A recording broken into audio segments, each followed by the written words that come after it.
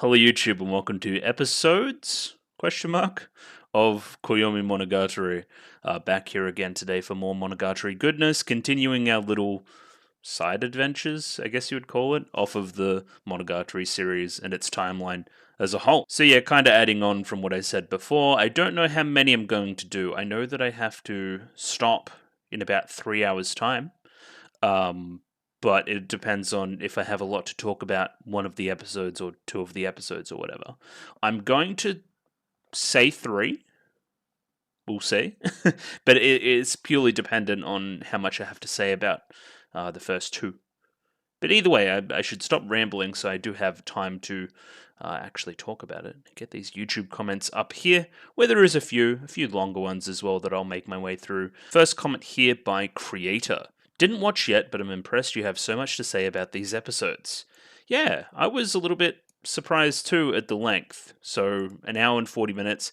The thing about it is that kind of the first 20 or 30 minutes of it was comments from the previous week, which was the end of Awari.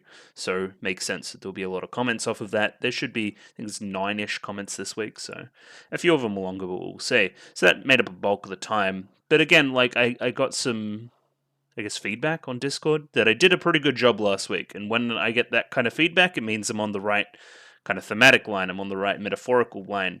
So we'll reinforce a little bit of that before we jump into the episodes again, but it's good to be correct. It's good to feel like I'm doing a good job and I'm understanding what I'm watching, albeit briefly, where other people probably have a better perspective on things, but I digress. It's good. It's a good thing that I did good and watched it for probably too long, but anyway, moving on. Next comment here, Gian Bueno. Araragi just won't give up his love of forgetting stuff, huh? That would be my greatest thematic takeaway from the two episodes. That's the thing that links them, in my opinion, that these are kind of representing little stories that Araragi either forgot himself or wanted to forget. And then that's the link into the beginning of Awari, because again, this is meant to come before Awari, so linking into that. So we're getting various stuff. Again, we'll watch it this week, but we're getting various stuff Araragi's forgotten before moving into very, very, very important stuff that he has forgotten that Augie unearths after a little while. We're pretty sure on the structure now. 12 episodes, 12 months. It's very fun trying to pinpoint it on the timeline. That was part of the praise as well, is that the timeline is so good for stuff like this. And again, like me putting in the small amount of effort to make it each week has just built up into a method of knowledge that I'm not sure a lot of other people would have unless they have a similar thing.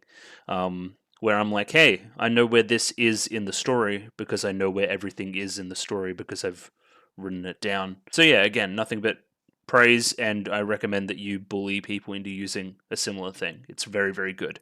Just a little bit of knowledge about the hat. Shinobu gets a hat at the end of Neko Kuro. That's why we see the hat on in episode 2 as opposed to episode 1, because Neko Kuro is in between there. And then we go into a little bit here that's kind of about both of the first chapters of each of the little segments. I guess you'd call it an arc. It has an arc name, where Koyomi Stone is about kind of broadly how he feels about a stone, or how he feels like a stone, excuse me, and kind of plays off his, I guess, perspective off of Kizu, right, which isn't exactly sunshine and roses. He's not in a great place there, kind of linking into the Neko Kuro stuff and the decisions around that there, essentially, from memory, a suicide attempt, like, kinda. Yeah, by proxy. And we get this little excerpt from Hanakawa. Everyday life is something we take for granted. How can you take to heart something you take for granted? There's a road, and you walk down it. That's all. Take it from me. I guess in the face of Araragi's feeling of meaninglessness at it all, right? Like, hey, you just have to keep going. Take the next step forward. All that kind of stuff. Think about that in context with Hanakawa into Neko Kuro as well, and you start to see a lot of stuff as well, right? Similarly, Koyomi Flower, it's the feelings of Araragi and Senjogahara after Golden Week and after Black Hanakawa stuff, and even probably after the events of the night before, right? Like, the idea of ordinary life doesn't feel real to him anymore, and transitioning from the ordinary to the extraordinary, was something that Senja just did.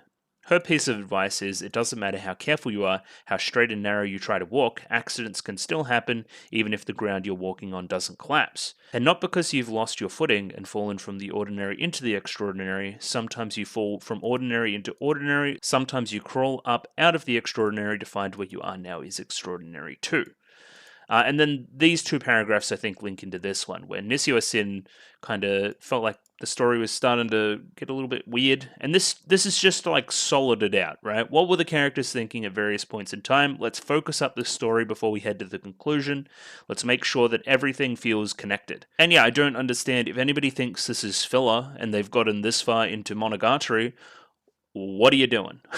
What are you doing? This is clearly important and kind of speaks to why I spoke about it for so long last week. I feel like this is like, again, I now see before and I see some of after. I see Owari, so I understand somewhat of what this is trying to set up and trying to do and why people deem it important. So I look for the meaning, and the meaning finds me, you know? I think this has been said before as well, but each of the little stories, each of the little arcs has a little punchline that they say. And some of the stories skip over it, some of them don't. We get a small little variation sometimes, but yeah, this is the one that follows it to a T. I think this is some good stuff from MC Steve following up on a lot of these similar comments. Kind of like the end bit of Stone, the center of the themes of the roads of life, as talked about up here. And I won't read it verbatim, but essentially Araragi lamenting or being kind of humiliated at forgetting the creation of the little stone shrine thing. And then feeling somewhat guilty at destroying it out of that little bit of humiliation. What did that stone do? I gave it something and then so swiftly took it away. But the dichotomy that I really liked was like the I can be the stone, the thing that's being worshipped, the thing that was the aberration, blah blah blah blah blah, or I can be the wood. Right, and that links into a lot of the Araragi sapling stuff, right? A lot of the tree stuff. Like I could be the shrine that encases the stone instead. And then what I was talking about last week with that little metaphorically, I see Hanakawa and broadly a lot of the other characters that have aberrations in the show as the stones, right? Where Araragi is trying to what does a shrine do? You know what I mean, though, right? It's trying to like surround them and help them and do all that kind of stuff, right? And it's an optimistic little end and something that he probably hasn't done in a very long time.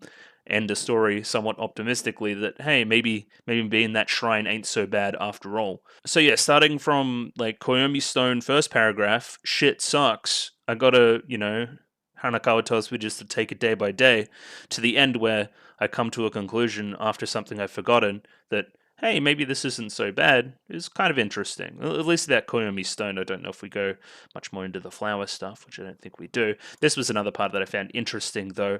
I'm going to say Rene Magritte's, I guess.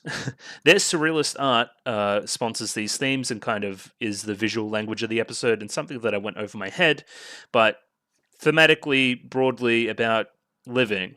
So linking it into the roads idea and the stone and the shrine idea and everything, right? There's a lot to talk about. If you consider these filler, I don't know what you're doing. Do not know what you're doing at all. So after those got a little bit wordy, those two comments, we get into Matt's comment here, which is a little bit more practical about the subs. Apparently Toishi or Toishwai subs are based on Call Girls. So it's apparently just cleaned up Call Girls. I'm going to put them on for these episodes. If you guys have any complaints about that, please let me know. Even recommending them for Owari Season 2. Which makes sense to me. If they're just cleaned up Call Girls, then that's just a better version of what I'm watching already. But I'll see if I even have these subs for that. But again, we'll make do with what we have when we come to that conclusion. But yeah, also some good stuff with stopping points, being that the first 10 episodes, split them up however you want, doesn't matter, but don't split up 11 and 12 because they're important to be viewed together. I'm pretty sure if I watch 11, I'll watch 12 because I will not want to leave just 12 for 1 week. That'd be terrible. MC Steve continuing some of his stuff from the reply before, the cute connection for Flower, considering I got most of it apparently anyway, which is broad signs around something being dangerous and not dangerous at the same time, right? Something indicating that a place has danger, but also something drawing people in because it's quite beautiful. That's what I read from it anyway, and how that links into, like, well, Araragi forgot about that whole side of it until later on in the month, but also how that links into Augi's traffic light stuff I thought was interesting, as well as the traffic incident with Mayoi. I thought, yeah, all those came together quite well there. But either way, I'll continue here. We're breaking down names again with Senjugahara's name. A civil engineering public works term, according to Hanakawa. Hitagi, when predictably said in kanji, means fertilizer field tree, which is symbolic of their constructive relationship. If we think about, Araragi as that sapling, right? I'm going to help him grow. Let it grow. Let it grow indeed. Why it's being brought up at the end of May, and the school being under construction, and public safety, and blah, blah, blah. But we're being cute. That's for later. It's for later for further understanding. So we're keeping it in mind. Kramer with the next couple of comments here. The unknown ponytail girl from the ED is Araragi's mom. I'm happy that somebody caught onto this because I was very... I didn't know what was going on. And it is weird that she's apparently part of the harem, but go off, I guess. The sisters are as well, so you might as well throw in the mum. I thought there was some indicator from this ED that, like, each of the girls featured in it would get an episode. So we had 2 episodes. We've had Hanakawa and we've had Senjugahara. I would be thinking that next episode you'd maybe have some Mayoi? Maybe? I've said Mayoi a lot lately. Normally I go for the Hachikuji. But either way, maybe we get a mum episode. That was my implication, but maybe I'm wrong there as well. Then with the next comment, going into, again, a little bit more outside of the reactions stuff about the OPED tier list, rank them based on full song and visual. So that'll be a lot of effort, but I don't mind putting in the effort if it's a video that's, let's face it, probably going to do pretty well. People love a tier list. They love a ranking. I'd probably go through and watch them and then host that on a different website or something, like one last watch, one last run through to look at all of them again. But yeah, it's probably, better to do a good job than a, quick job on a video that I think will do pretty well. Alexander Dunkelheit with some observations here in the next comment. Practically all characters forget stuff and lie to themselves to some degree. Senjo calls it cheating back in Bake. Senjo saying what she said in this episode makes sense in her case too, since she had to deal with the memories she pushed aside, just like Hanakawa, Hachikuji, Araragi, Nadeko, and even Numachi. So I think it's safe to say that it's a main element of the show as a whole, that being forgetfulness. So it's not just an Araragi thing. I think all people kind of do it. I have embarrassing, damaging things that I don't want to remember. If I had the power to not remember them, I would. I just think that's human. And cheating is interesting. It's an interesting term there because, that's almost cheating in a screenplay sense of having characters forgetting stuff, right? Even though it's realistic, it doesn't give us, the audience, a fair shot at figuring things out. So yeah, that's very Nisuo in areas of broad understanding of story and how it's structured. And last comment here by Dharma Mancia. Araragi forgot. He most certainly did. Honestly, Koyomi is pretty forgettable for me. Only remember 2 episodes from the beginning and the last 2 episodes. So maybe in the middle it gets a little bit, just doing your work, doing your circle work. It's still good though. Just like I said last time, Monogatari arc can have weak beginning, middle part, but the end is always good. The arcs always end good. And that is my experience as well. They always come to some kind of poignant conclusion. Kinda. So I have this here. I'm not sure how relevant any of this is, besides broad thematic stuff, which is Araragi forgetting, us going to various points in the story and re-establishing things, so we've got to think about where that is in the story, what has preceded it, and what comes after it. Araragi going on a little bit of a journey of figuring out how he thinks about certain aspects of his life at certain points in his life. Again, he's done a lot of thinking, he's done a lot of living over the past year. And yeah, so we're jumping ahead another month. This will be June. So if we jump down here to June, that's the end of Tsubasa Cat. So you would think somewhere in here, which would be after Nadeko Snake, but You know what I mean? Like we would have done most of Bakemonogatari, but we won't be out of Bakemonogatari. I guess that's my prediction, and we'll have some, I guess, Mayoi stuff to talk to that. Or maybe it's just smack bang in the middle of Mayoi Snail. I don't know. It'd be a very weird thing to do, but why not? Maybe I need to get a little bit more deep into Bake as a whole, because I just kind of have Bake start and then end. Maybe I need to get into what starts when and where. But again, that's for future me to figure out. Let's jump into the episode, but not without my shill stuff. If you like the video, consider liking the video. If you like the video and you want to see more, consider subscribing to the channel. Comment below anything you thought about the episode, anything I could do to improve my presentation, comment below. I'm doing follow for follow on Twitter, so follow me on Twitter if you would like me to follow you back, and the Discord. Join Discord. Love Discord. Discord. And yeah, jumping into episode 3 of Koyomimonogatari right now. Rightio, I have a very dark episode 3 of Koyomimonogatari up here ready to go. 11 minutes and 56 seconds, I think slightly shorter. So sync up accordingly. I'm using those Toishi subs, which are apparently just call girls, so yeah. And there will be a picture-in-picture in the description below with however many other episodes I do today. So either way, I'm going to give it a 3, 2, 1. Radio?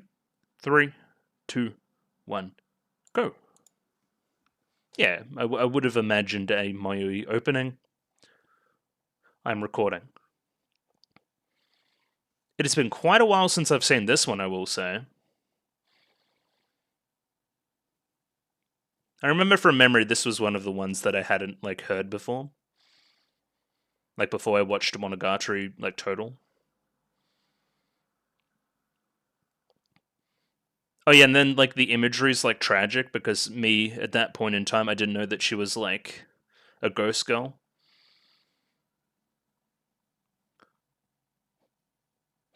So her being so playful and stuff, and with a bunch of copies of herself becomes tragic as fuck.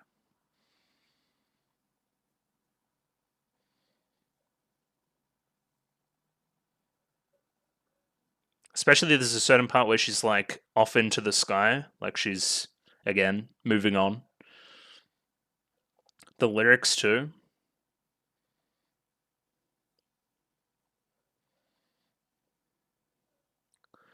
Let's go home together. The holding of the hands, yeah.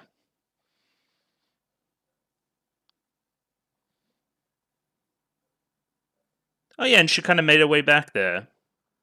As well as broadly being animated pretty well. Especially for when this came out, and the budget that it must have had, which couldn't have been super large. Koyomi sand? Did we grind up that stone? June. But when in June? Broadly just June. Oh, it's been such a long time since I've seen one of these, rapey scenes. Wary.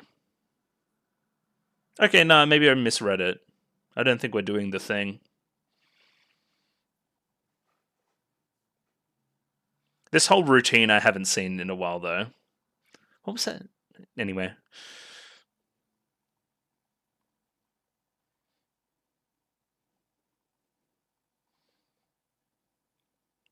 You did, actually, through the process of that first season. Well, they do. They wouldn't be called students otherwise. Circle's interesting. Yeah, what about him? Oh, so after.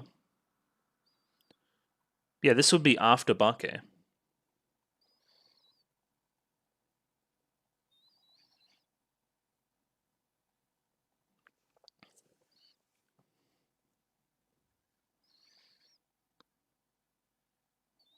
What was that one case? Did we forget about something? What?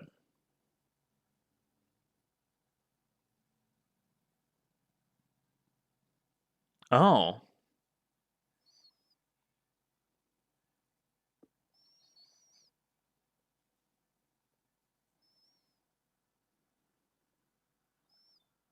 Well, that's fine. I don't. Is she talking about that debt?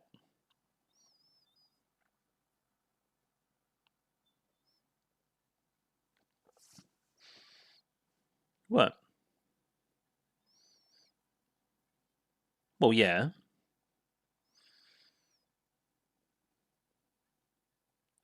I don't remember that scene.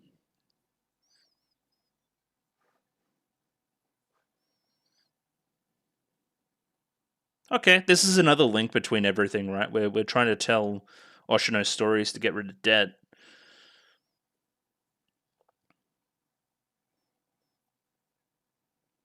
Well, he's gone now, so not really.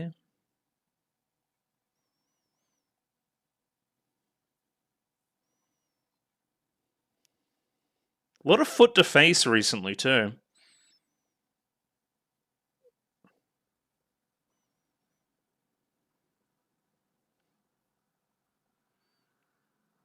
Yeah, it wasn't charitable. She wanted some money.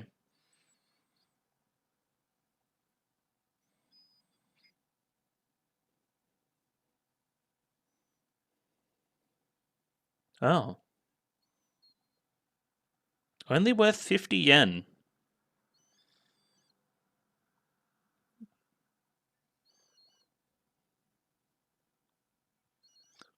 That's even something from way back. She loves a bit of money. All right, we're getting into the sand.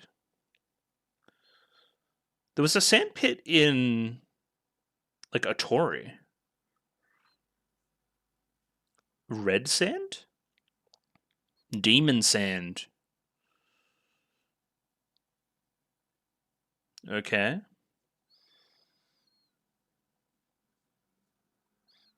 And she found some demon sand.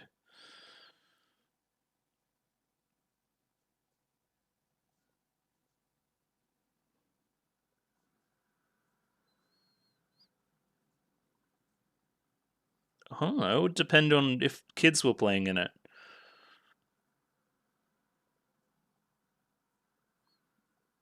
Oh, okay. Well, that's probably like kind of creepy then. Recurring horror. Also, love this tree.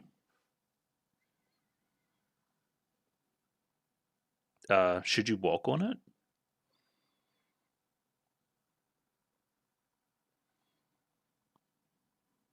And you're just trying to like mess it up?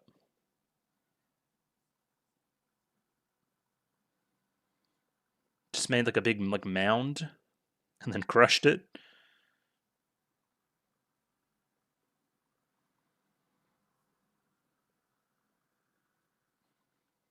Okay.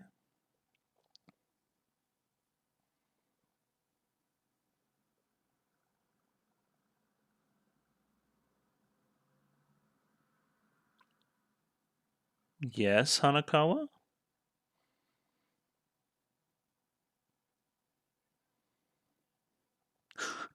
About what?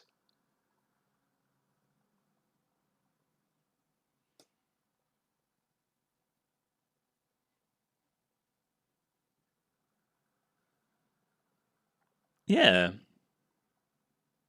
I most certainly did.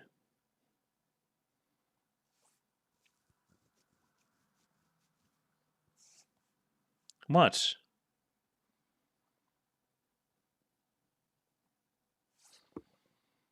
Is it anything? Ex post facto? Well, he probably is.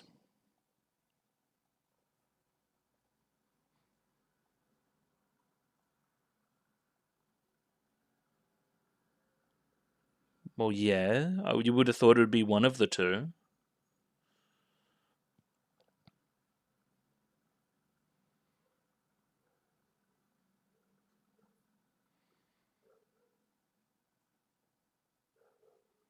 Say the line, Bart.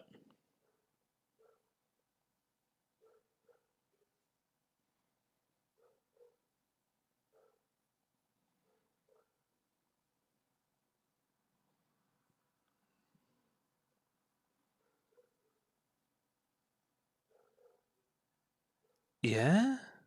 And you just kind of saw the face?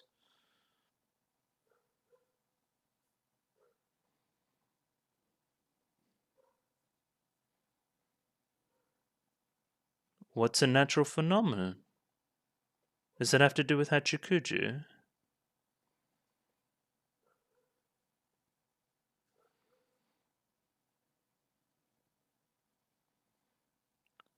And not what was underneath?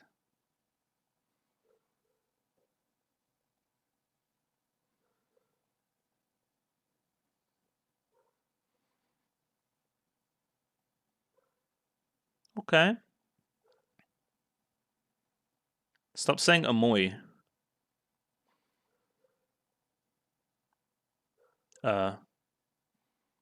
What?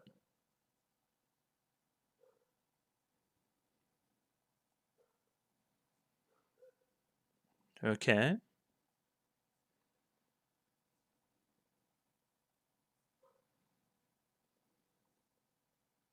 Okay. What a non-story. I guess all of them are kind of non-stories.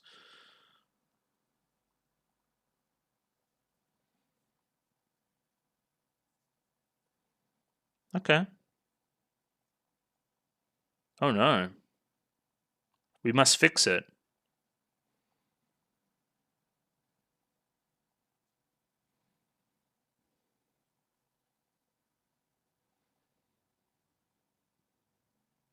Okay.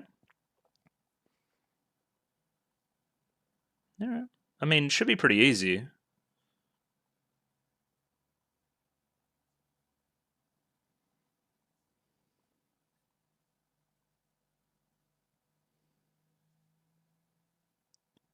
Okay.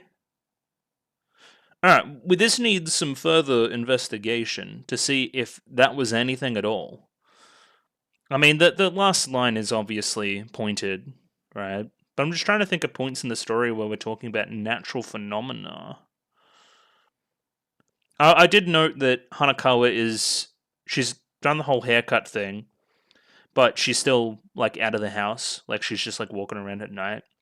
So that's not great because we know what's been going on there, well, for a long time. But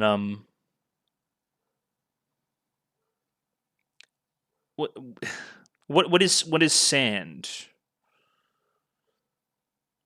Like we may attribute certain things to something, but they may just happen. What is sand in a little metaphor?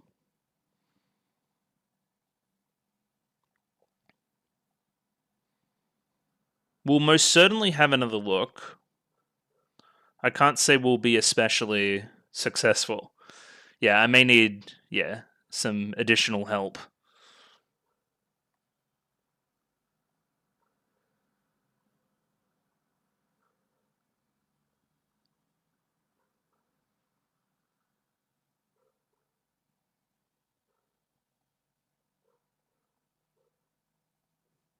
Wow. Jumping into a little bit of analysis on episode 3. So, that was an episode, but upon writing this, I think I have an idea? Kind of. We'll see. I'll talk about it. First, I'll talk about placement. So, this all pertains to Tsubasa Cat, so I'm putting it after it. Um, we don't really get much beyond it's after Meme has left. You'd think in the few days after. If we were to guess, I'd say 17th maybe. Like, hey, Hachikuji, you're not really involved with the whole Meme side of things that much. You wouldn't really care. But he's gone. So yeah, that's where we jump into the recap, I guess. Araragi meets with Hachikuji and tells her that Meme has left town. This gets in the way of her money-making scheme that Hachikuji had been trying, in which she would sell occult stories to Araragi for Meme, because Araragi has that debt and she could profit off of Araragi's situation. Put it that way. So one of the local stories, or one of the stories that she has, is about the sandpit in the local park. And this here, it isn't your regular run-of-the-mill sandpit. It's a sandpit that has the face of a demon in it, which is pretty crazy stuff. But when Araragi tries to move around, like some sand and stuff, nothing really happens, and he just writes it off as a prank from some kids.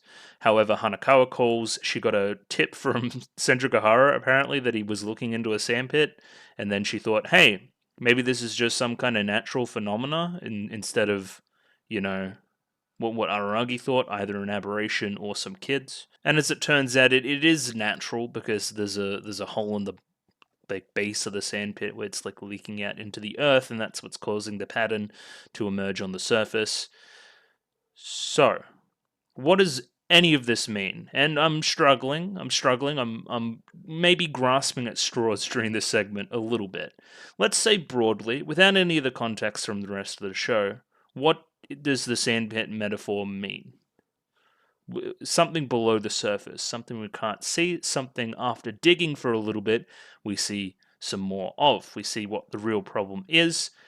This can be broadly applied to a lot of Monogatari, so I'm not sure it's really all that relevant.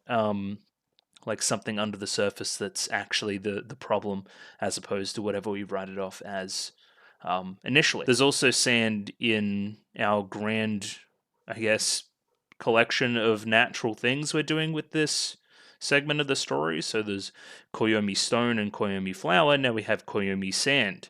So is that going to continue? Are we just going to get more various natural phenomena like Koyomi waterfall or Koyomi tree, Koyomi car park, like lots of stuff. I don't know. What are we even doing? The other more, I guess, pointed thing that I saw was the Hachikuji connection and it being a natural phenomena. So Hachikuji passing away, moving on to the next stage, that's what will be natural.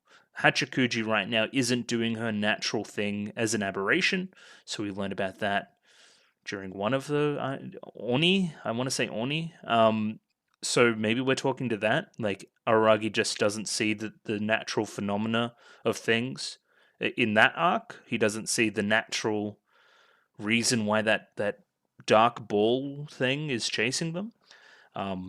Again, that is totally just grasping at straws. Let's try and link it into the broad other themes from the other two, that being Araragi being forgetful. This is less Araragi being forgetful, but more him being quick to conclusion and not digging deeper.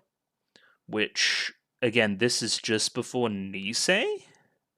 Is this anything? I don't think so. This is just after Tsubasa Cat. Was he quick to conclusion in Tsubasa Cat? Kinda. He was more quick to conclusion in Nekokuro, I thought. I don't know. I do not know.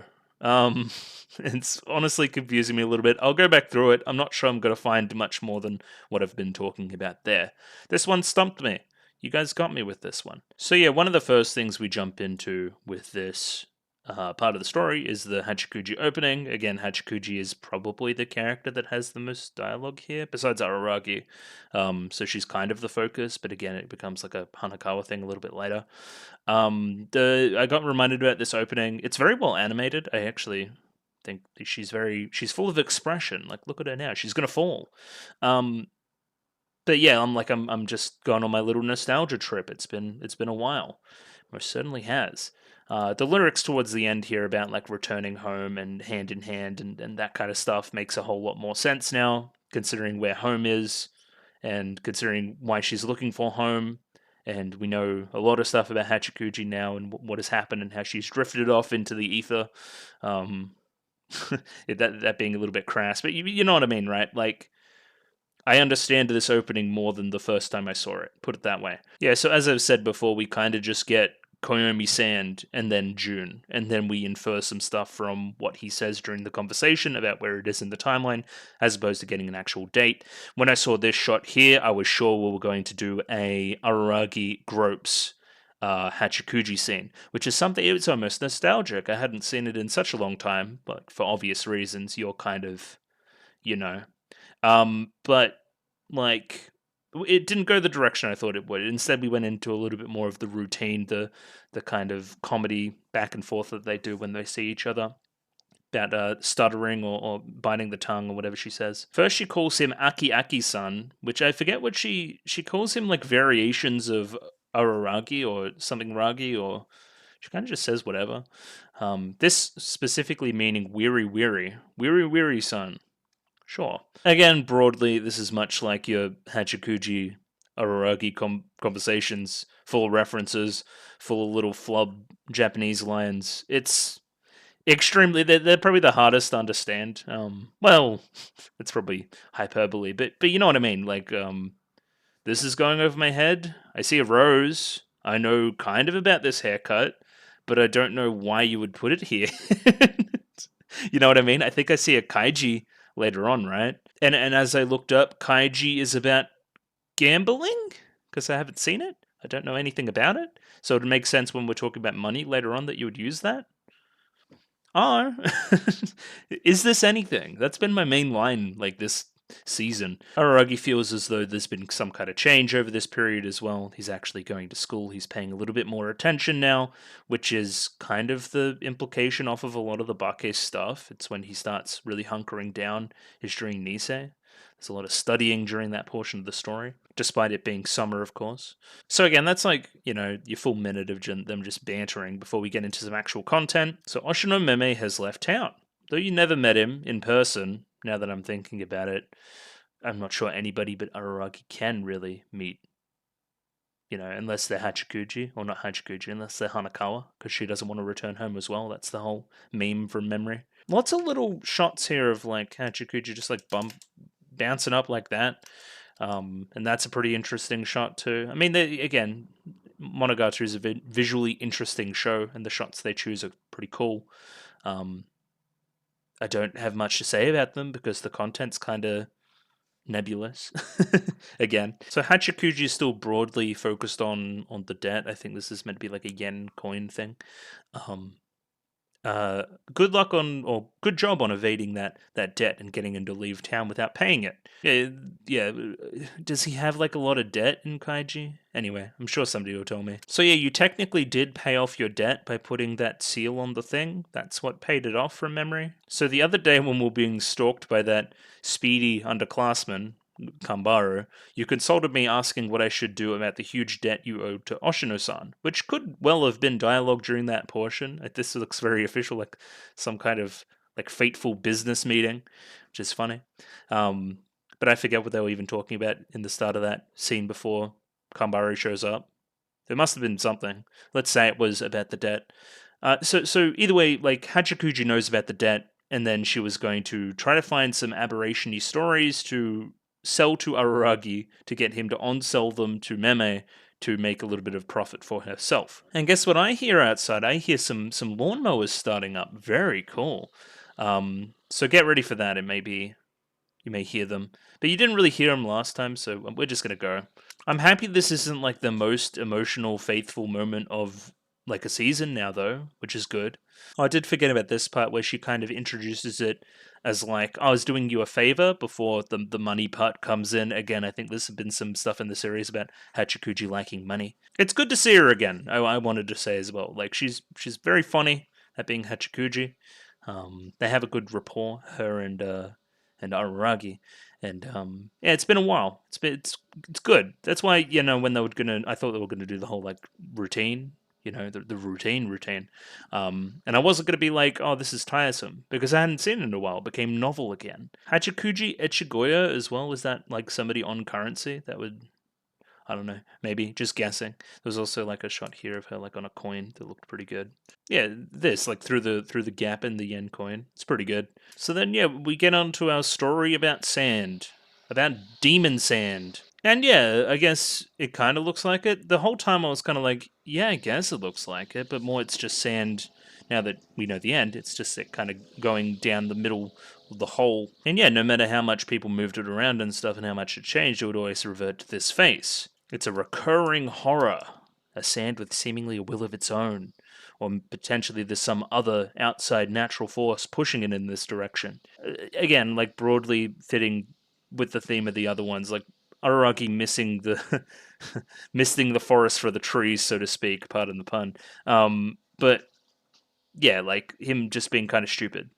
Araragi being forgetful and stupid. Araragi hoping for a reaction from the sandpit, like makes a mound, like crushes it down, thinks of it as a prank, and then just kind of moves on with his life. So, okay, and like Araragi witnesses sandpit, goes, well, it might be a prank, so it might be a human thing, or it might be an aberration thing.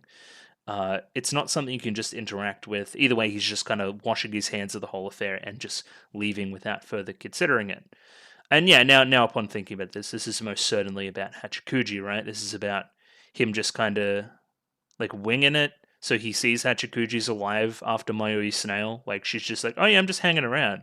He's just kind of like, cool, that's awesome, and doesn't really investigate further, doesn't dig beneath the surface, and then gets a nasty surprise later on as a result. Again, I'm thinking about, pardon the skipping ahead, but I'm thinking about this last little bit where it's Hachikuji like looking down on the sandpit, right? Like surprised, and then like sees like the demon face, and then demon, of course, right? Demon linking into Onimonogatari, right? That's what I would think. I don't know. That's my closest examination of what this is actually about. Um, So now I'm gonna pop over to like the part where Hanakawa speaks for a bit. So she got her routine report from Senjogahara a few moments ago. So again, these two are like broadly friends. They just talk about Araragi, and they she heard about a sand pit and wanted to clarify a few things. So again, from Hanakawa's perspective, I'm thinking that she's just kind of like bored walking around at night, not wanting to be home. Again, there's that whole situation, and was just thinking about Araragi again because she's down bad. But like she's like, oh yeah, how'd the sandpit thing go? And then immediately just comes up with the right answer. So she hears that he hadn't solved it. She's also standing in this same like art thing that Araki was standing in before, if that's anything. I do like the soundtrack here. It's kind of a vibe. It's like some bossa nova swing jazz. I don't know, something. It sounds cool. So again, Araragi's thinking in somewhat of a binary way. It must be human or aberration. There can't be anything else. There can't be some natural phenomenon at play, such as death, such as this big ball of darkness that's following them around later on in the story.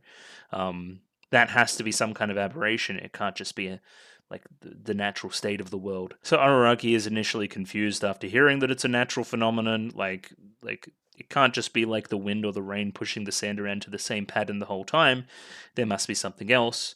Hanakawa's hinting at it. And then we get on to our little epilogue or the punchline for this episode. There's a hole in the base of the sandpit that the sand is escaping through, causing this like kind of fissure in the middle and making it look like a face. Like the face side of it is a whole coincidence. This part here, so it's like footage of Hanakawa. I don't really understand that. But she's basically just explaining that there's like a hole at the bottom. Something broadly about the weight of sand you could talk to metaphorically as well. Like the weight of sand taking its toll on the base here.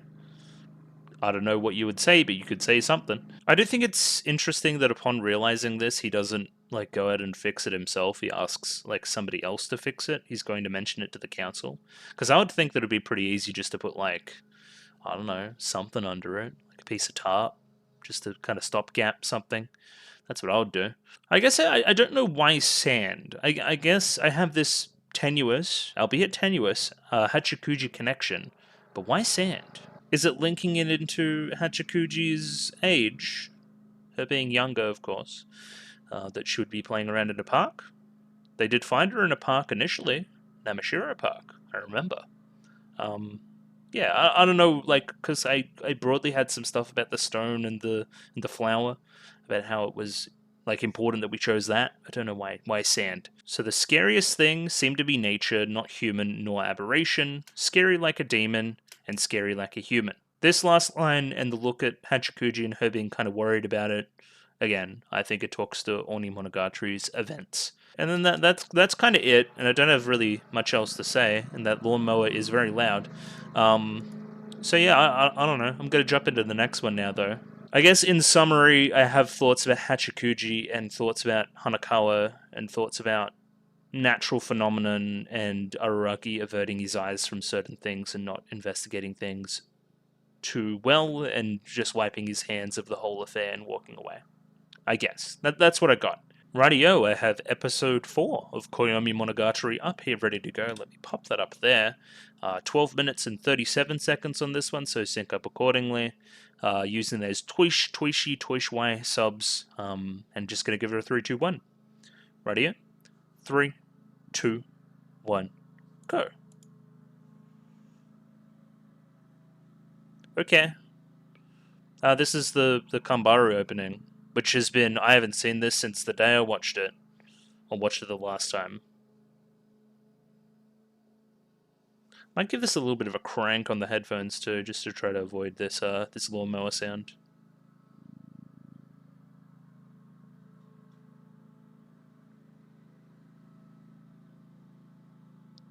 Look at this, some kind of love triangle or something. Weird.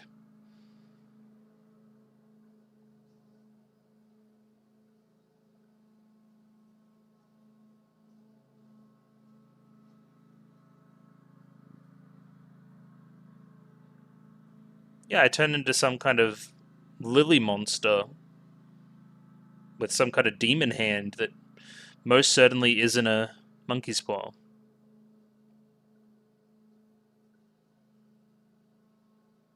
Before I knew it, my random heartbeat had passed me by. You were too late.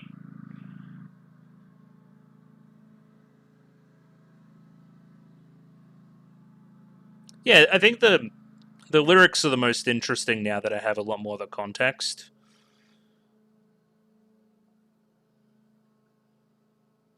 I'm gonna chop your heart in two. I'm gonna break your little heart, Kambaro.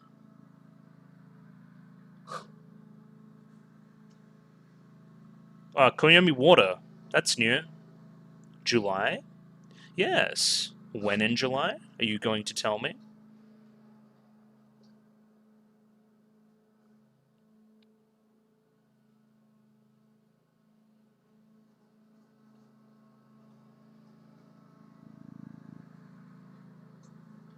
Nah, this is pretty natural for Kambaro.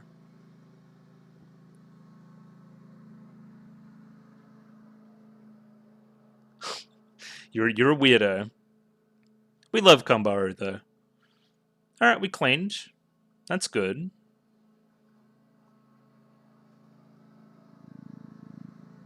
I love her hair here.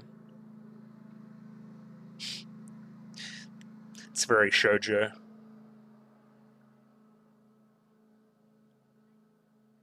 Oh my god. You're very aggressive.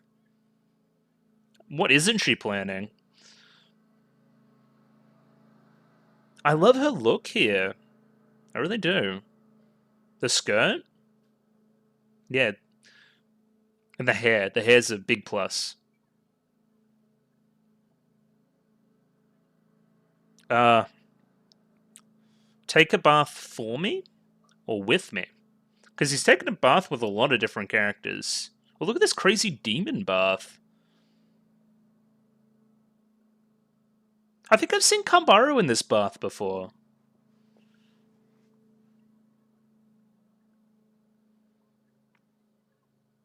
I'm fine, I just need some kind of... No.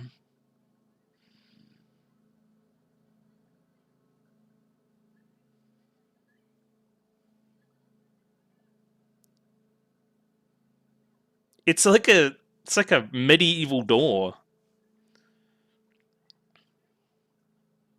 Just gonna barge it down.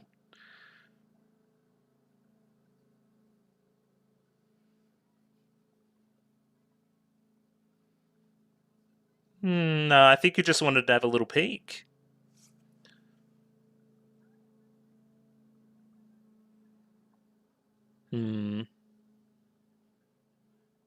Well, depends on where we are in the series.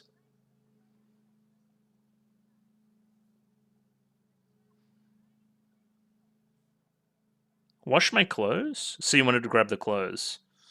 Well, no, you most certainly did.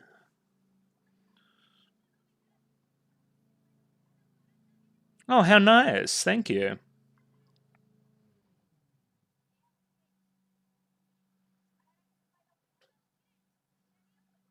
Yeah, it's only natural. It's a good line.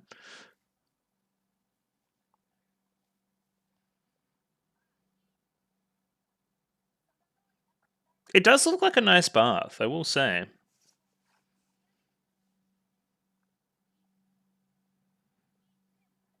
What about it? Okay. What did that say?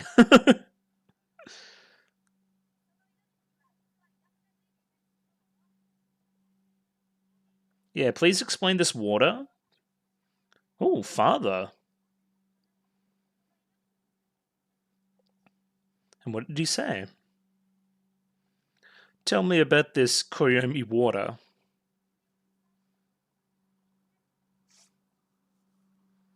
What do you mean?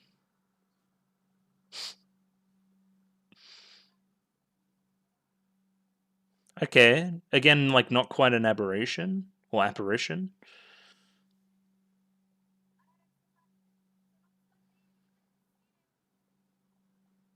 What about it?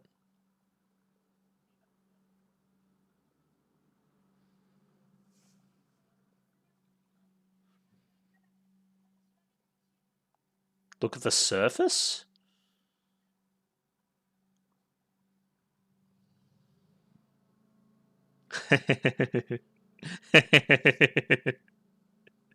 Great.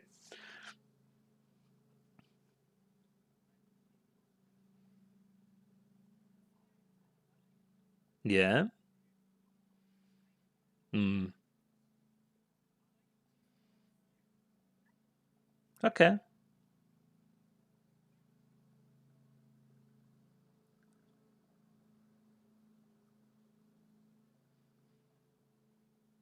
Yeah, she knows.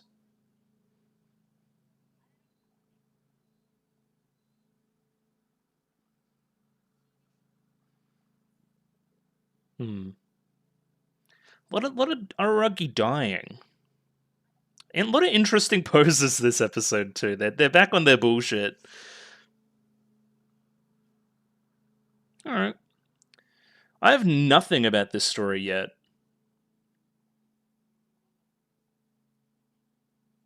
Oh. Okay.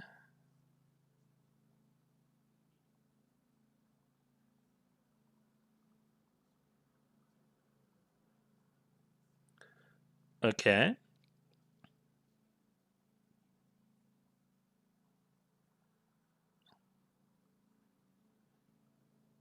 Yes. Because he saw this woman. Yeah, you're desperate to know, huh? You have three choices. Ooh, another very interesting pose.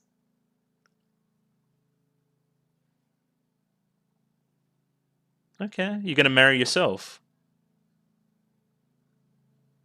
Where's she talking into the phone from?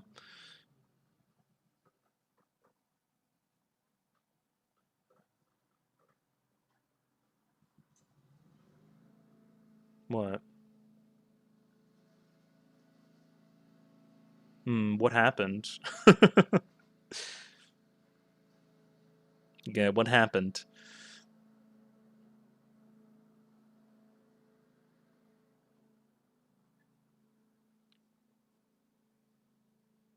Okay.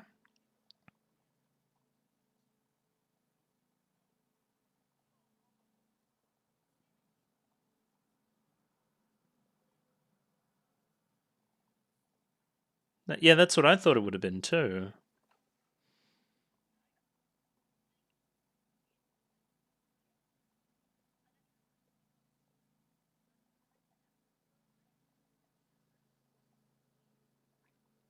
He just kind of tricked himself on.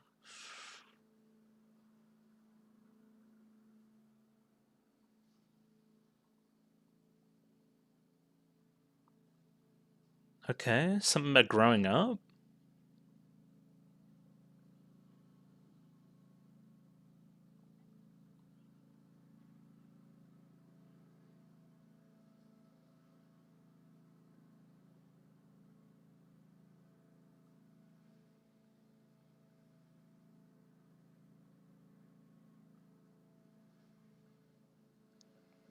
I see. Okay. That's a little bit more believable.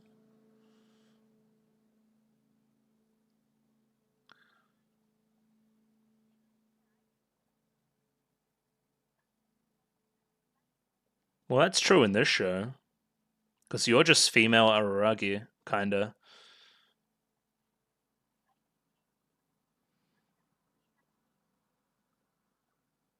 Okay. Thanks, ma'am.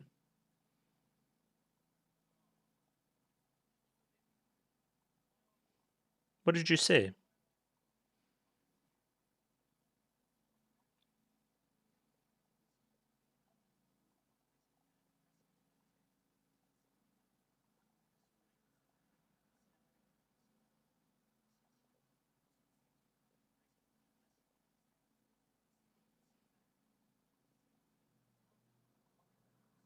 Interesting.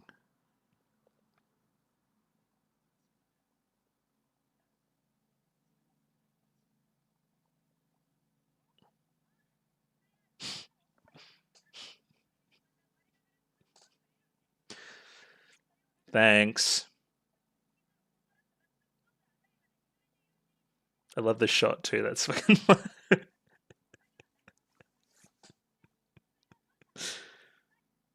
Yeah, it was fucking nothing. Thought it was going to be some really poignant line there, like pertaining to the like Kambaro family situation, but there's nothing at all. That's very humorous. I guess these two episodes have been about like not digging deep enough and just thinking you see something when you don't really see something, or confirmation bias, or I guess seeing yourself in your future partner. And again, confirmation bias, right? Like just thinking you see things that you say. How does this relate to Kambaru? I do not know. I'll turn this down a little bit more now. But there's been some like broad stuff with Kambaru about being similar to her mother. Or the mother at least thinks that, or thought that, or I don't know. I forget a lot of that Hana Monogatari. Oh, there was a lot of water in Hana Monogatari from memory. Remember all those scenes where, you know, she was having those dreams about her mother and what she used to say? There was lots of water. And then clear mud and all that. Okay. Content, something. That's good. Okay. And yeah, jumping into a little bit more analysis on episode 4 of Koyomimonogatari. And we're back. This episode was another one that was broadly pretty tough to understand or get anything out of.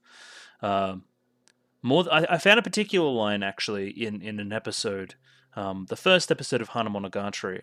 The one time I remember hearing about Kambaru's father.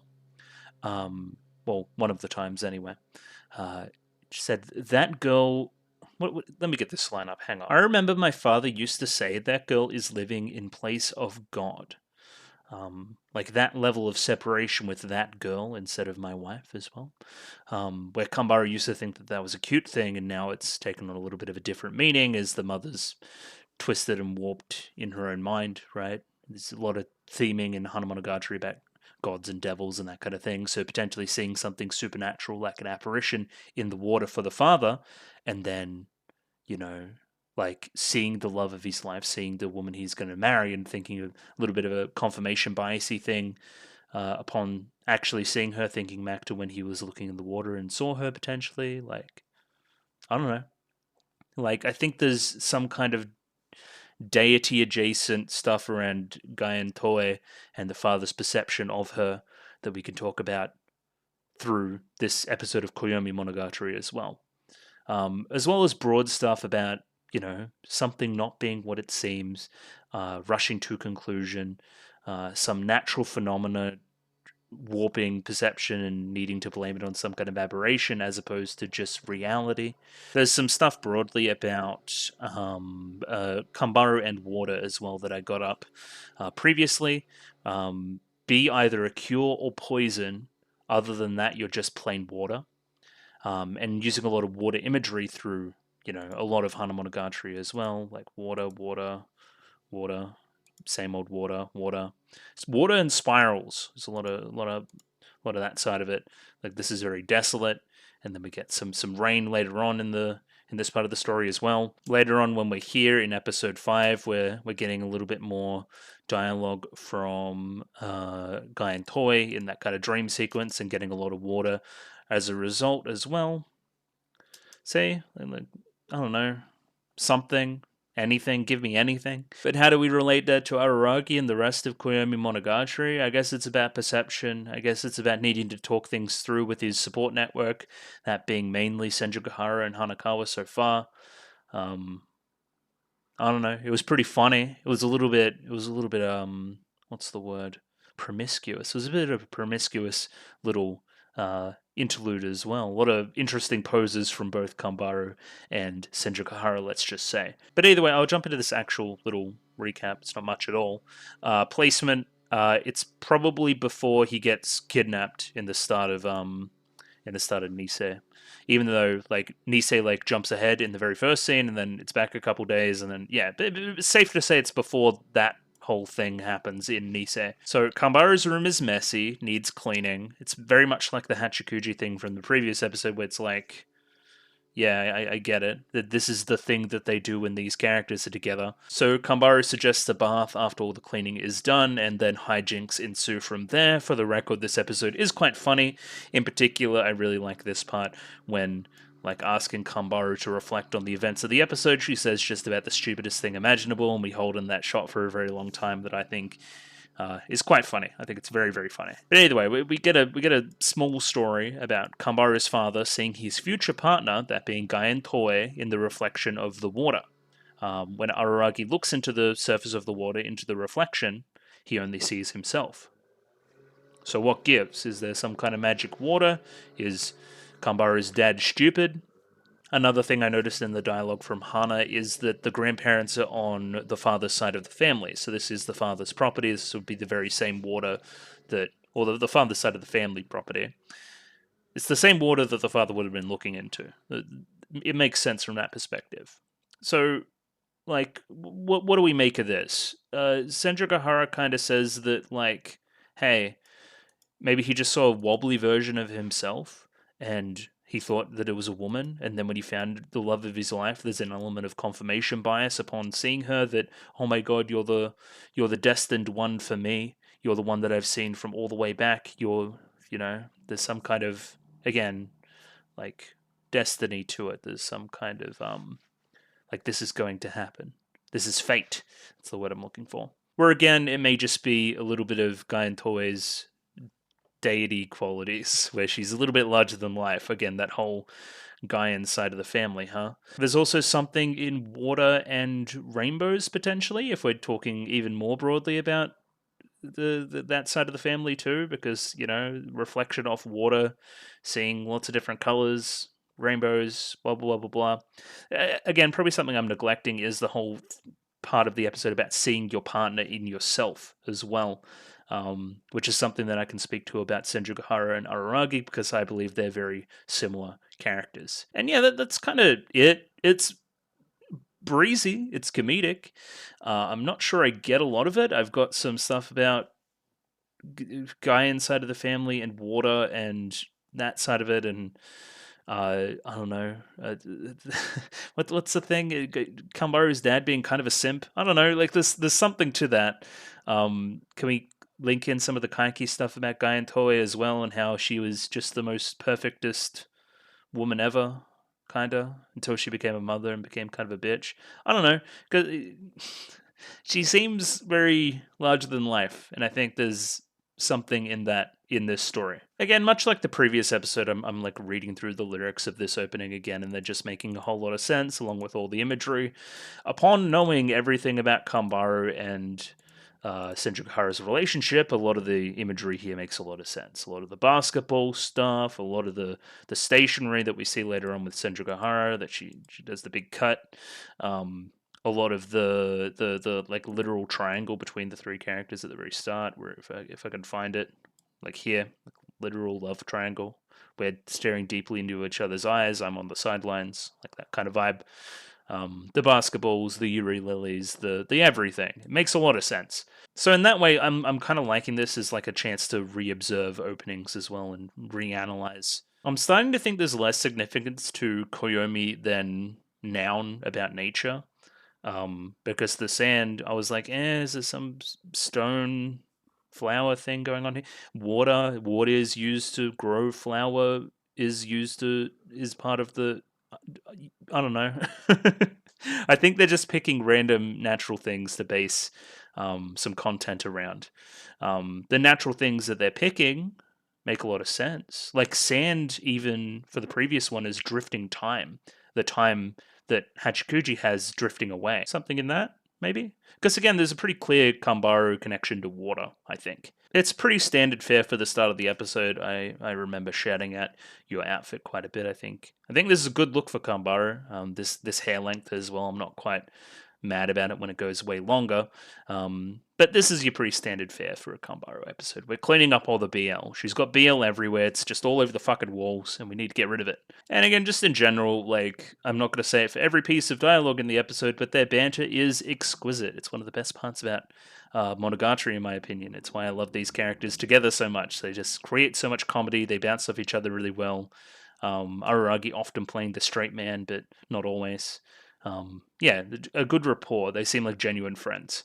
Much like the previous episode as well, full of references, most of which going over my head. This is like some kind of shoujo thing. It's like you can't leave. You have to have my hospitality. You have to sample that before. Like even this frame, like is fucking super creepy. Like I'm not letting you go home without doing anything, whatever the anything may be. So again, Kambaru trying to do like the respectful thing. Like, hey, I'm gonna not just you help me clean the room. It's not just tea. It's going to be dinner and as well as a bath. You're gonna have a bath as well. Yeah, I don't know whatever the hell this is. It's doing it for me. I don't know. I don't know if it's the color, if it's the shirt, if it's the hair. Oh, yeah, I really like this design. And of course, this like whole thing is like a excuse to get Araragi naked and tease him. Like that's her whole plan here. I do like these two like intimidating statues and the entrance to the bath. I think that's an interesting choice. And Araragi finding it pretty difficult to relax in this bath because he knows what's coming. Kambaru's trying to break down the door to rescue him right away because he must be in trouble because he locked the door. He must have been in some kind of hostage situation in like her own house in the bath. I need to come in and have a look very quickly. And that's why I'm like stripping my clothes as well. I think she's essentially going to get like one of them like fucking FBI open up big like battering ram things to try to open the door. See, even I don't even know the term for it, right? Oh, that's actually really fun, right? You're the only person in the world who would call me captive. That's not true. Senjugahara senpai might be willing as well. In the next like set of the story, in the start of Nisei Monogatari, Senjugahara keeps him captive. Nice little reference there. Okay, I like that a lot. Impossible even Senjugahara wouldn't go that far. Oh, how little you know. I'm gonna hold you hostage to keep you from Kaiki? I think was the implication. Again, been a very long time since I've seen Nisei. Kambaru begins to strip. She only wants to see Araragi's clothes to wash them for him, but no dice. That's not really what I think is happening here. And then, yeah, I want to wash your body as well, both front and back. You get in this bath every day, just how can you stay so dirty? She's taken off her skirt and thrown it up here as well. There's lots of little stuff in this episode. This is great. This is where we start to talk about the water, how it's special water from the well in the garden, and how it may have some, super quality to it. It's that deep water something that's full of something seum. Sure, I thought this said come during the reaction, and I'm like, what? Excuse me? And that's what gave me some pause. But no, this is just some stupid shit. Like, we don't know what makes the water special, but it's special. And now we get onto some actual content. So when the father was a child who was using this similar water and occasionally noticed something while bathing, he noticed a phenomenon. And, we didn't think there was like some apparition side to it, no supernatural side to it, but there was some crazy stuff going on. Again, this is something much like the sand story, sitting in the borders between a natural phenomenon and something occult, right? Where what we actually saw was just a trick of the eyes, just a trick of perspective, right? Confirmation bias and not what was really happening. And so there was no supernatural stuff involved. It was only what naturally happens when you look at water that's a little bit floaty. Look at the water surface while you float in the tub. And he doesn't see anything, he just sees his own reflection. And we're specifically saying to look at the surface. Don't look at the water, look at the surface. Much like the sand as well, only looking at the surface of the sand and not digging deeper to what's below. not digging deeper to what the problem actually is, to what the science of it actually is, only looking at the surface. And this is where we get funny. This is an email from Senjogahara. I heard you went to Kambaru's room. That is the subject line. There's nothing in the body. just this. And it's like, oh shit, I'm in trouble. And yeah, she tells him to die a bunch, right? Not appreciative of him visiting Kambaru at this point in the story. And he puts on his best, like, good boyfriend impression and gets a good result. He's happy with it. Yeah, you don't have to die because of what you said. I want to go on dates with you. I can't die yet. Yeah, this is a funny episode. Or the dialogue, I don't want to repeat it verbatim, but it's just funny. Like, it's a bit insolent of you to take a bath there. Makes me think you should die. That's just good. That's just good. That's good content. But again, continuing on our interesting framing of characters this episode, is Senjogahara just doing some kind of stretching routine whilst on the phone. So now we get a little bit more context. Saw the reflection of the woman he would one day elope with on the surface, that being Kambaru's father. Over time, he stopped seeing this. We explain this away as him growing up and understanding the properties of water a little bit more. But when Kambaru's father met her mother, when he met Guy and Toy, he was shocked because what he saw in the reflection of the water was exactly like her. Like it was always meant to be. Again, I'm talking some kind of like almost religious confirmation bias to it all, which I think is interesting. As it pertains to the Guyan family. And then Senjogahara's like, who'd you see on the surface? Was it me, or me? Was it Hanakawa, Kambaru, Hachikuji? I hope it isn't Hachikuji. That would be strange. Unless it's, alternate timeline adult Hachikuji. That'd make it okay.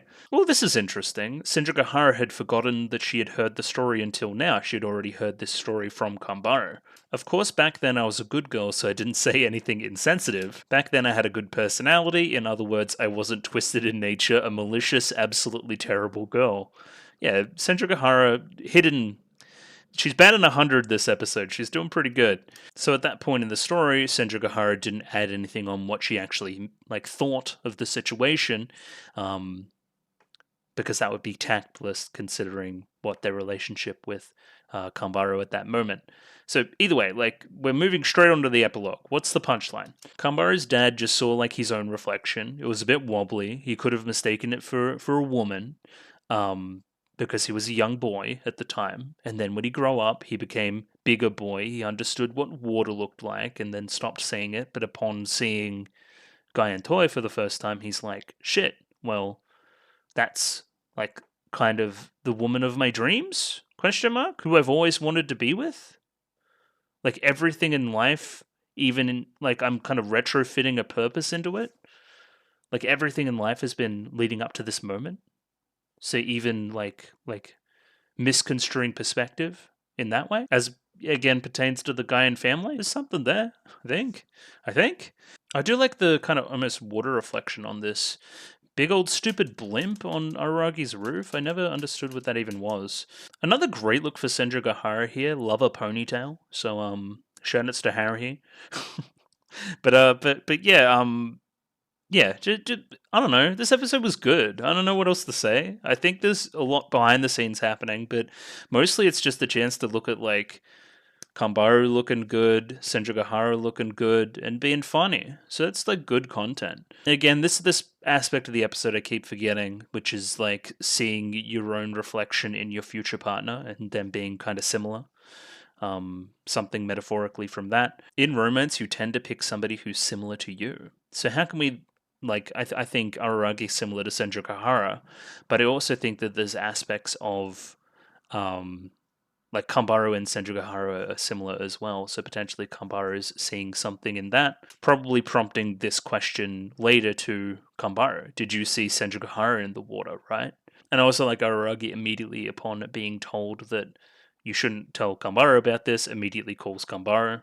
We're asking her what's on the surface. What was in your reflection in the bath? And we're challenging the interpretations. Is, Kambaru's father right? Is Senjogahara right? Who's going to show up in the reflection? And then there's maybe something it'd be strange if she saw her father in there, but it wouldn't be too strange if she saw Guy and Toei in her own reflection, similar to the way that the father did. And then we end on a big dumb boob joke where we do this long zoom out of Like, I think it's hilarious. Like, this is where some reflective piece of dialogue, like setting up something future should be, and it's just a big, dumb, dirty joke.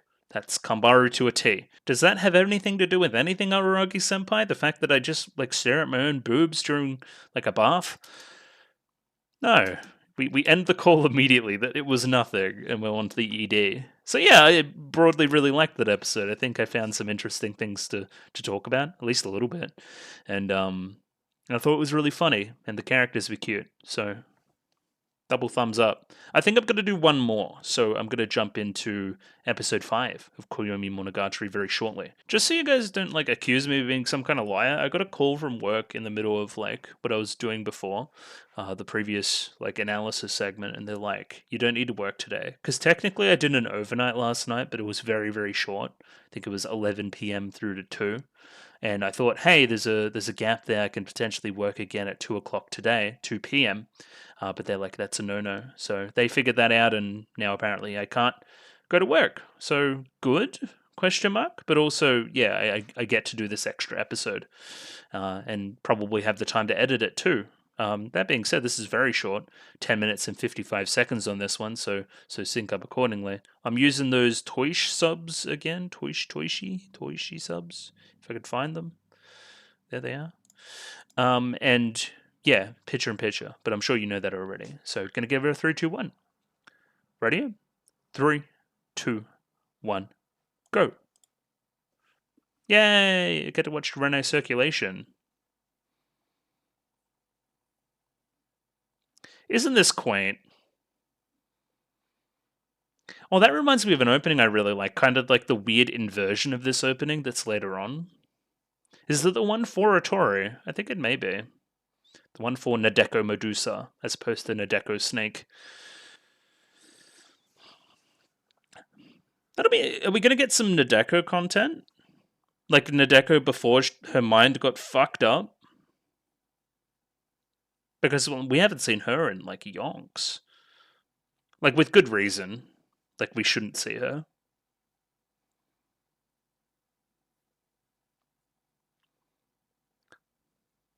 I mean, this is just like a classic opening for, like, a lot of reasons.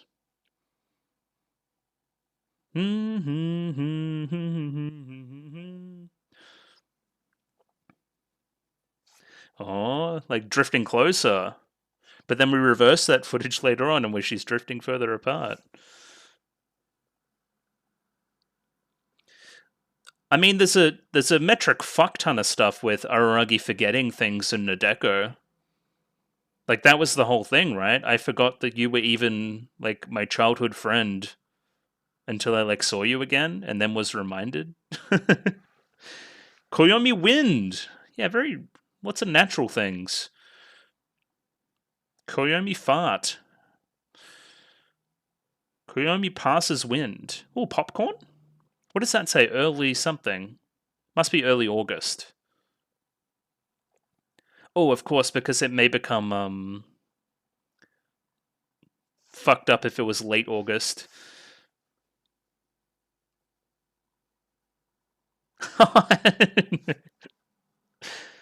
No. Kanahana.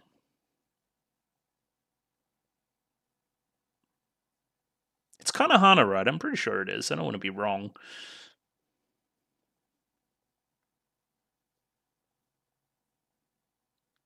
Yeah, okay, so there's no Kaiki. We wound all that down. Let's party.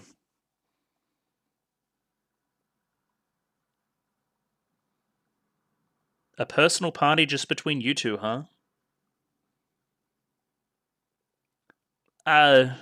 She kind of got her head blown up.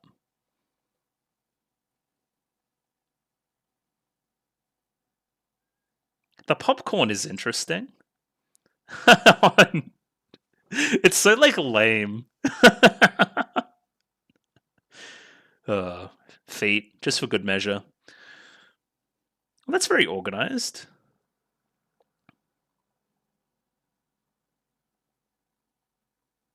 What are you trying to do? Are we home alone? It's your time to strike. Oh no, they kind of don't exist anywhere. And the popcorn. Anticipation.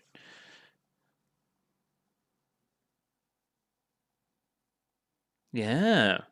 What are you going to do? Araki just being clueless. Nah, you're really happy about it. I love this like lame party they're having.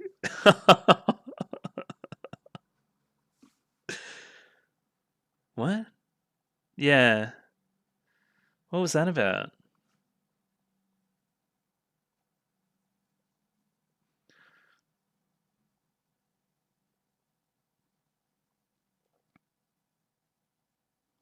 Yeah.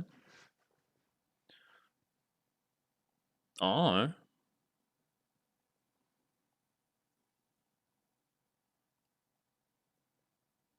How did you spread them? Another interesting shot.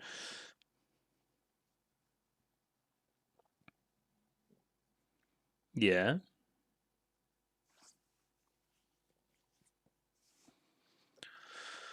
I don't know. He's kind of special.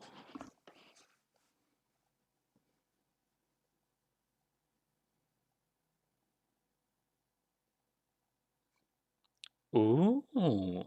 Okay, there's your wind.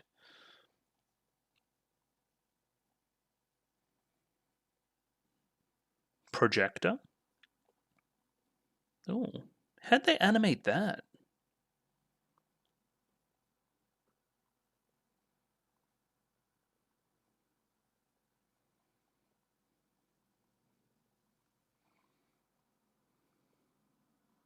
Huh.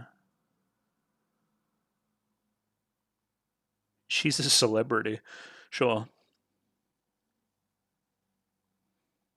Okay.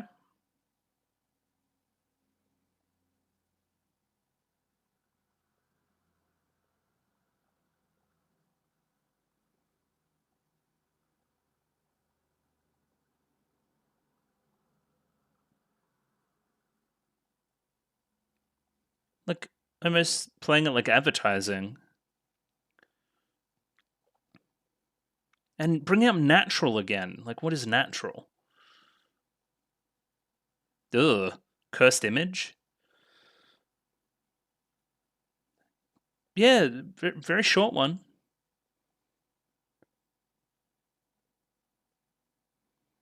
Yeah. What do you do? Oh no, that's your whole thing. We don't know if you're lying or not.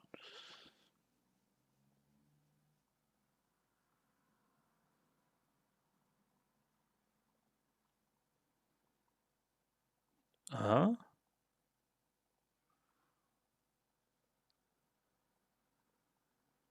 Okay. So you need nothing around, like the atmosphere to be clear for you to do your stuff.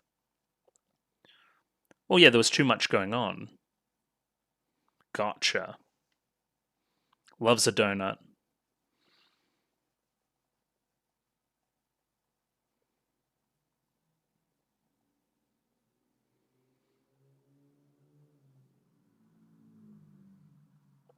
Okay.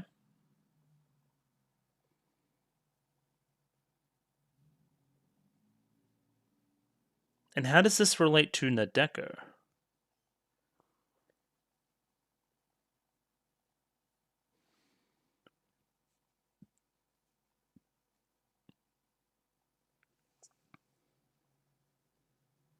Yeah, those that want something. Huh.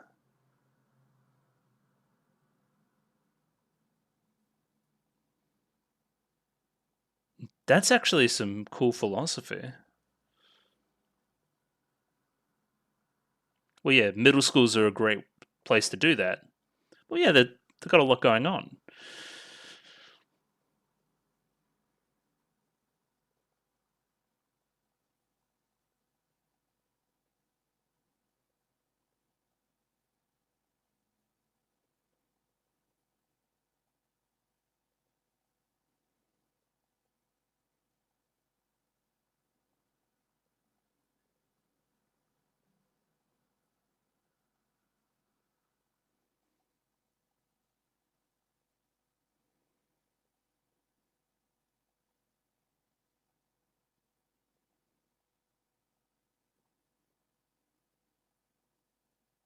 Hmm.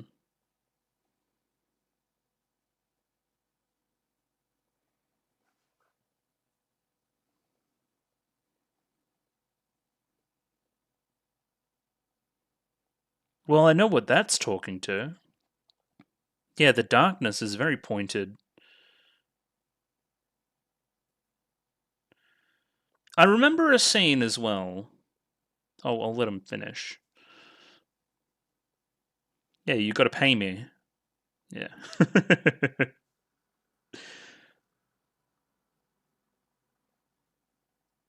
How do you know that? Yeah.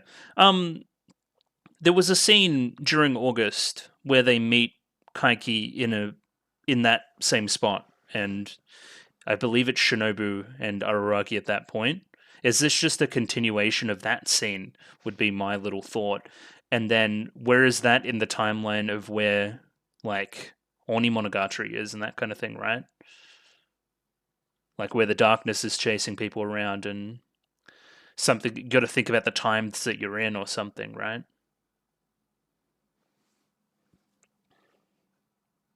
Yeah, but I like the philosophy there from Kaiki, where you are to deceive somebody, it's got to be somebody that doesn't have breathing room in their own mind, somebody that can think about it logically and, pass through all the bullshit. Where middle school students are perfect for that. And then can we move that on to some stuff about Koyomimonogatari, where we're trying to deceive Nadeko, um, where we're only able to do that because she is so troubled. It'll be easy to deceive her because she's, let's say that she's got a lot on her plate and she's also broadly kind of stupid. I don't know. I'm sure I can talk to more of that stuff when I relook through the episode. But yeah, I like the start of the episode too. I thought it was quite funny. So yeah, cool. Yeah, a little bit of analysis on episode 5 of Koyomimonogatari. Well, I've done some digging. If you look here, August 14th, Monday morning. Great. So you may be saying, so what's the deal here? Why does this matter? What matters is that this episode is actually the toothbrush scene episode. So, but more importantly, like, hang on, I'm trying to get something a little bit more provocative. That'll do. More importantly, it's the start of the second half of Nisei of Tsukihi Phoenix. Is actually in August, so I didn't register this, or I guess no. Nisei starts in like the end of July, so I guess it's natural that it would be here. I guess I never really thought the events in late August that makes up like a lot of second season took place so quickly after Nisei. I never really thought about it that way. So my point being is it says that August 14th would have been the day that Kaiki met with Araragi when we took Shinobu out to get some donuts. So the implication here being that, hey, we've had this little scene with Nadeko at some point early August, and then later in August, we've kind of seen Kaiki and sees the opportunity to ask him about what Nadeko thought from those scenes like back in the day. So that's neat. That's like more connecting timelines stuff for me. That's only good things, I think. However, I do think it's important to remember that like at this point in time, um anyway, I'm trying to get like a shot that's less, you know, that way inclined. Kaiki literally like set up Araragi. He told Kaganui and Yotsugi about Tsukihi and that whole side of it. Well, probably told her about Araragi as well. Um, like, hey, we're gonna now target one of your sisters, and that was like Kaiki's little revenge for the whole thing, right? Because he's a little bit of a stinker.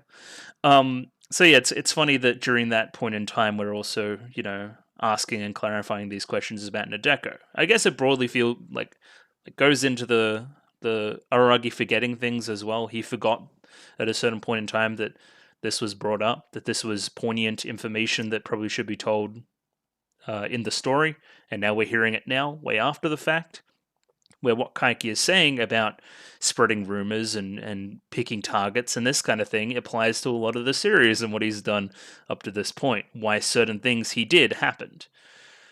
Especially as it pertains to Nadeko, and especially all the Koyomimonogatari stuff about the deception there. So yeah, I'm back here with the summary. As you see, I've got my working out here, my notes. So this is when Nisei starts. Then early August would have been this part with Nadeko. And then August 14th is when we're linking it back to the scene in Nisei. Gotcha. Either way, Nadeko and Araragi both have a day off, and they have a innocuous party/movie date with a lot of popcorn and a lot of like juice and a lot of like party paraphernalia around the room. Yeah, it was it's funny knowing what we know about Nadeko. She would have been very, very excited about this particular meeting. And yeah, that side of the comedy of the episode comes across quite a bit. I found the start quite charming. They get to talking about rumors and Kaiki, considering it's relevant, right? They're talking about, hey, how'd you guys deal with the whole Kaiki situation? Or Tsukihi's doing some stuff with that. And again, that Kaiki situation has to do with the rumors at school, the Karen B stuff, as opposed to like the stuff after that, the stuff with Tsukihi later on in that arc. So apparently Kaiki gets rumors to spread around by spreading them on the wind. And that's all we really hear. We get some talking about it through this really weird movie segment where it's like an intro, it's probably a reference to a certain movie. It says like presented by Guyan and somebody else, and stars Araragi and a whole bunch of other people. And Kaiki's like hiding in the sunflowers, which was weird. Either way, we get out of that part and we talk to what he may have meant by that a little bit before actually going to the source and asking him what he meant by that. So Kaiki says that it has to do with the amount of rumors in an area at a certain time. If there's not a lot of breeze around, right? If there's not a lot of rumors rushing everywhere, then he's able to kind of work his magic and things will spread around pretty naturally because it's something to talk about and people will always talk about something to talk about. It's interesting that you use advertising as an idea here as well, because that's what a lot of movies do when there's a lot of dead air. That being not a lot of other movies around, that's when certain movies will come out. They want their own little space where they're going to be able to do their own thing without getting absolutely rushed out of the box office by something else bigger. That's why Kaiki didn't spread rumors or start to spread rumors during spring break, because the town itself was rife with vampire rumors. So of course his piddly little rumors about certain charms and stuff wouldn't really do anything. There's also the part of people having a certain amount of worries, and those worries kind of taking up the space in their head and not leaving enough breathing room to actually think things through, making them good targets for deception and that kind of thing. And then, of course, I'm thinking we're relating this to Nadeko and why he thinks that Nadeko is an easy mark to manipulate, and why Nadeko maybe just a little bit, worried, a little bit troubled by certain things and kind of misses certain things, forgets certain things, averts her eyes from certain things. So, yeah, that's my analysis as it stands right now. I'm sure there's a bunch of little other stuff that I missed, but moreover, I'm just happy that I fitted into the timeline in a way that I understand. I'm like, oh, I recognize this scene. They're wearing the same clothes. It's the scene from episode 3 of Tsukihi Phoenix. It's towards the end of Nisei, right before shit hits the fan and Yotsugi smashes Tsukihi with a big old finger. It's right before that part.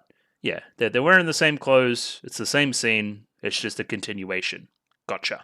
And we're doing the same thing we do through a lot of this stuff, where we're getting like a good look at these classic openings again.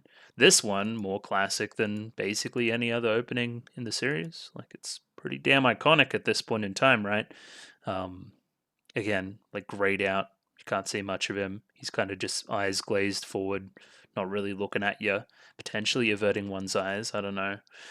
You could talk to that. And the lyrics are very like cloying and lovely and that kind of thing.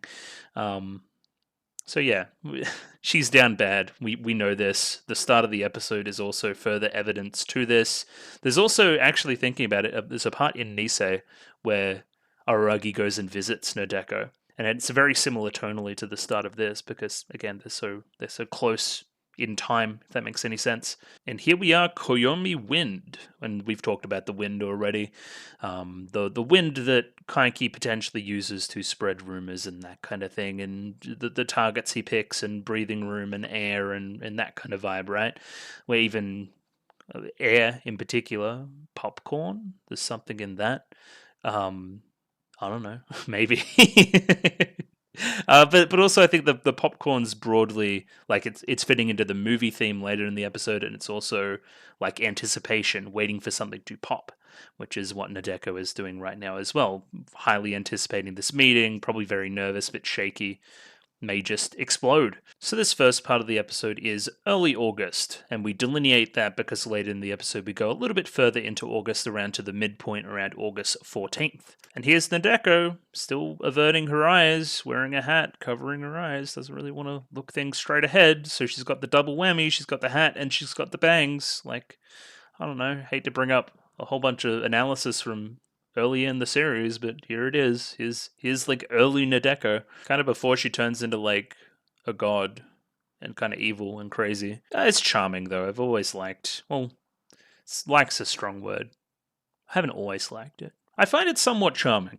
How like nervous she is and that kind of thing when meeting with Araragi. I don't know. There's something in it for me. I think it's kind of cute. Like, yeah, she's a little bit nervous about this this little date that they have. Apparently, just seeing him was the best day of her life. Or even these little snakes around here. I miss these too. That's funny. This is one day after the case involving a certain con artist wound down. So this is one day after Karen B, basically. Apparently, we're gonna party all night with Araragi.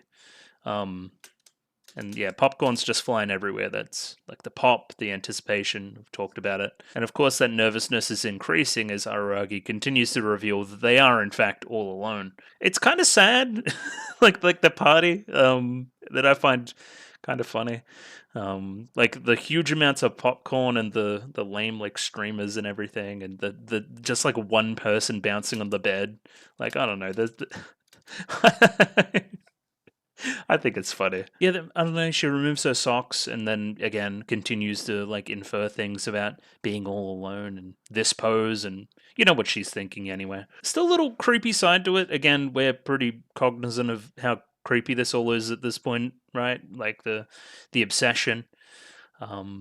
And the decisions she makes later in the story. So you know, there's a little like scary giggles and that kind of thing. The giggles that are probably similar to the giggles that she had when she was up at the shrine.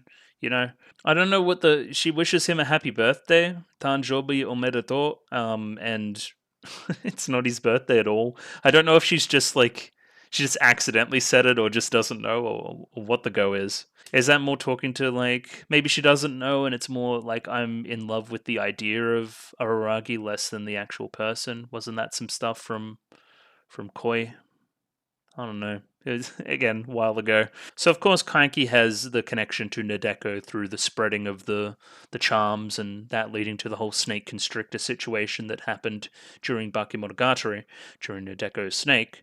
So, including this, and as well as the whole Karen B situation and investigating those charms and doing all that side of it, right?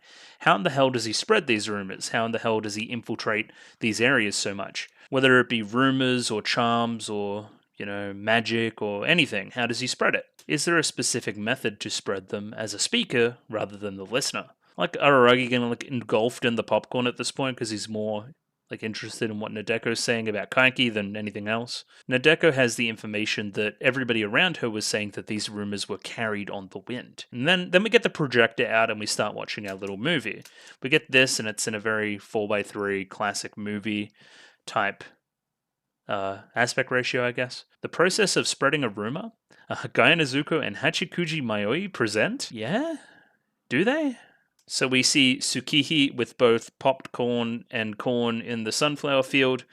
Nadeko suggesting that you would tell a rumor to her because it'd be more effective than telling 100 people the same story, considering her popularity. I don't think a con artist would contact high-profile people directly. I'm sure he planned it so people like that hear it from a friend of a friend. So potentially Tsukihi being the one that doesn't have these problems, that may not have their mind clouded and may have that breathing room, could potentially suss out a lie and not spread a rumor effectively.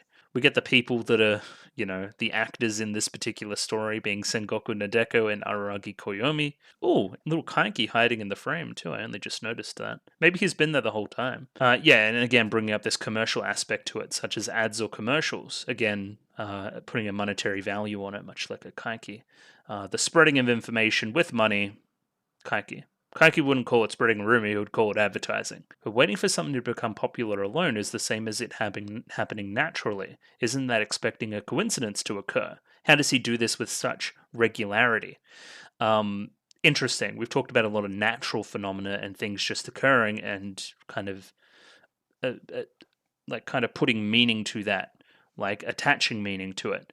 But now we're like, hey, he can't just be doing this naturally. There has to be some kind of meaning, right? We're kind of reverse engineering it that way, kind of. Yeah, Kaiki Deshu being the other one in the cast before the film reel goes away. And this is where we get to the epilogue of the episode, the punchline. On August 14th, we see what Kaiki had to say during their little donut shop date. The power to read the wind, create the wind. I don't have things of that nature, Kaiki says. Even though I may be lying about this, again, am I lying? Am I not lying? That's the whole Kaiki thing. The power to read the wind isn't that important in my opinion. In a pandemic, the most important thing is the lack of wind. Pandemic is an interesting word too. Pandemic of information. Like something negative spreading around, almost like a disease. Okay, sure. Either way, he explains this through healing, right? When something is a fad, nothing else can be a fad. I need a lack of wind there for me to work my magic, right? There needs to be nothing in the way that's going to distract from it. There needs to be no more popular movie in the way of my movie, Like to see Shinobu having a fun time eating a donut, as we're talking about the rumors of the vampire that prevented him from working during spring break. I fed a new rumor once that rumor was gone, a place that was now hungry for something else, as hungry Shinobu is eating donuts. Similarly to this, right, think about the type of person that a con artist would see as sitting ducks for his tricks. They're not the people that are well adjusted in life, right? They're the people that there's a lack of wind around, Originally, Araragi thinks that he would just go after rich people because, again, he's motivated by money. But no, like, those who are fulfilled, surprisingly hard to deceive because they have breathing room in their life, aka wind, I guess. The con artist targets humans without breathing room, lack of wind in their lives. That's when you can actually get some work done and actually do some manipulation because they don't have the time nor wherewithal to think about it, and also the motivation to want to believe that things can be better. I like this as a piece of philosophy for Kaiki. Fleshes it out a little bit more. You can apply it for a lot of his different cons. So think about even Karen B. I was able to con Karen because I talked her out of some shit, and she also had her own worries. She had plenty of worries, whether it pertained to her brother or the situation at hand, or wanting to be a good justice girl, and probably the pressure from the parents. That's why I'm able to execute on something like that, right? Where, hey, I probably can't con Guy Nezuko, because Guy Nezuko seems like she's pretty content and also knows everything. So she'd be harder to scam than, say, a Nadeko, who is very worried and not very bright. So yeah, just kind of explaining why he targets the people he targets. Specifically targeting middle school girls, explaining kind of Nadeko's earlier question in the episode about why it's spread around schools so much. If there's anybody that has a lot of problems or believes that they have a lot of problems, it's high school students, most definitely, or even middle school students. Again, we call them high school students in Australia, everybody from 12 to 18. That's a high school kid. So it's always tough going to these different, kind of 3 school systems. So I turned these magic charms into a fad that ruined interpersonal relationships as the base for my fraud, right? I both targeted... I put my fad out there when there was no other fad in the way, and I targeted a group of people that would have a lot of worries and would easily believe one of his scams. But yeah, it's some chicken egg stuff, right? Did I put the fad out there because of this point in time, or did that just happen naturally because of the populace? And again, they have a lot of problems. Did they actually seek out my magic charms instead because their interpersonal relationships were already that bad? It's only the fault of the duped, is what you want to say, which is also a piece of philosophy. I'm recognizing this line from somewhere else in the series. If you want to be discussing questions like why is this a fad, you want to be discussing the emptiness before the chaos. You can also call it the darkness. So let me give you a warning. If something incomprehensible shows up, doubt the times you are in. Feel that something is very wrong because it means that the times are being enveloped by the darkness. And I think that's all we get. We kind of just end on a part where he's like, give me money, which is like a Kaiki special, right? I know there's some rainy day money stashed in the inner pocket of your jacket, which may be some Nisei stuff that I'm forgetting as well. But either way, like, because that last part is obviously talking to the events of later in August, right? The events of the darkness through Monogatari, and also even the stuff from the second part of Monogatari, where we kind of conclude that little story, right? Something not of the times. Question the times you're in. Something incomprehensible, something darkness showing up, right? Question some stuff. We've already got some questions early in this very video about Hachikuji and that. There's more here too. There's more to those last few lines that Kaiki said that I'm not really seeing. That only, again, become clear once we understand the context, where we wouldn't have, again, if I watched this proper order, I wouldn't have seen that second part of Owari yet, so we're linking that into that broadly. Again, like, a lot of thematic stuff around, like, question and then weird answer to question that we didn't really consider before. And kind of forgetting. Kinda. Not really. No, didn't feel the need to tell a story like this yet. Because in this moment in the story in Nisei, Araragi being the POV character, he didn't feel like this was important enough to tell us at that point in the story. I don't know. I'm kind of just talking around in circles, so I'll probably finish up. But yeah, I don't know. That was that one was confusing. I kind of understand Kaiki's philosophy about it and how that impacts Nodeko and a bunch of other characters of Kaiki's misgivings, I guess. And the start of the episode was cute, but I don't know much else. I'm sure there's some other stuff we can glean. From that perspective, I think I did a better job on the previous two. I think this is the one that's probably stumped me the most. But either way, that was another very interesting week of episodes. So yeah, I don't know. It was pretty cool. Just, yeah, where it is in the story, what it's impacting, where we're slotting it in, why certain characters are saying certain things, how can we read the metaphors, what does it mean for Araragi and Owari, what does it mean for Araragi even beyond that? I don't know. But I think I've said my piece. There's a connection between the episodes also about natural phenomenon versus things actually happening for a reason versus aberrations versus humans versus, yeah, I don't know. But again, I'm going to stop rambling.